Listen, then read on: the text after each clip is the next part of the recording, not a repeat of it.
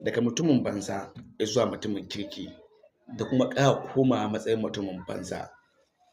Labarin fim ne na Dhanush wanda babban jarumi ne a cikin industry ta Indiya gaba ɗaya, wanda wannan fim nashi na wannan shekara mai suna Kara aka fassara shi da suna Kare Kai.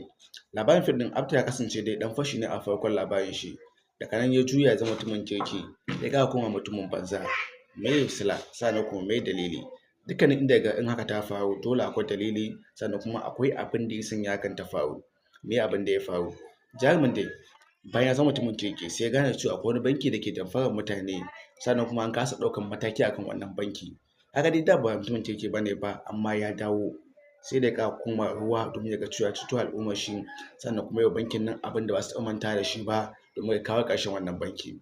Labarin Kare Kai labari ne wanda labarin yayi daɗi, sannan kuma fim ɗin zai matuƙar burge ka. Sai dai mun samu abin da ba shi muke buƙata ba. Meye abin da ba shi muke buƙata ba? Game da box office na labarin fim ɗin bai bada abu mai daɗi ba, amma gaskiya kuma labarin fim ɗin zai burge ka. Domin Dhanush jarumi na ne, ina son fina-finan shi. Akwai wasu fina-finai da yayi a baya irin su Mai Taimako, labarin soyayya ne, zan yi maganar sa sai wani lokacin. Da dai sauran fina-finan shi wanda gaskiya da Hausa dai ban iya tuna su ba, amma dai labarin shi yana kaina sosai, kuma fina-finan shi suna da matuƙar daɗi.